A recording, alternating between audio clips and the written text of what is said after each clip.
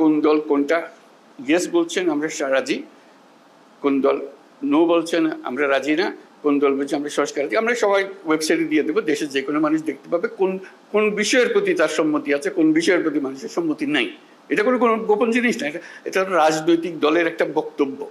আপনি বলেন যে আমি কোনোটার দিকে সম্মতি নেই, লিখে দেন, আমরা ওটা ওয়েবসাইটে দিয়ে দেবো যে এইটার এই দলের তারা বলেছেন কোনোটার প্রতি সম্মতি, অথবা আমরা সব কটার প্রতি আমরা একমত হলো, আমরা একমত হতে পারি, আমরা কিছুটা সংশোধন সাপেক্ষে একমত হতে পারি, অথবা এইটাতে আমরা রাজি না, এটা আমরা ধরতে চাই না, হতে পারে।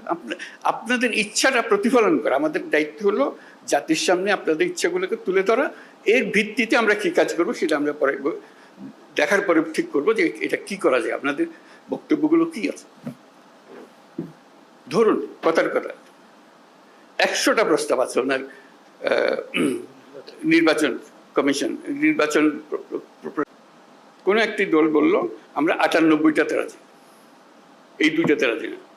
সুন্দর কথা, হয়ে গেল, মানুষ জানলো যে আরেকটা দল কথার কথা আমি বানিয়ে বলছি এগুলো, একটা দল বলবে আমরা 2টাতে রাজি, বাকিগুলোতে রাজি না। লোক বলে কি নির্বাচনের সংস্কার হবে, 100টা প্রস্তাব আছে, মাত্র 2টাতে আর বাকি, এইটা কেন ওনারা রাজি হলেন না, এইটা কেন ওনারা রাজি হলেন না? মানুষ যেন বুঝে দেখতে পায়, আমরা রেসপন্সিবল হই যে হ্যাঁ আমাদের কাছে পরিষ্কার। এই তালিকাটা তৈরি করা, এবং সেটার জন্য আমাদের কাছে আসারও দরকার নেই। আপনি বইটা খুলে বা যেটা লিস্টি হবে লিস্টিটা খুলে শুধু দলের সবাইকে নিয়ে বসবেন, এটাতে আমরা একমত, এটাতে আমরা একমত, এটার একমত নই, এটার অ্যামেন্ডমেন্ট লাগবে, এটাতে মোটেই একমত নই।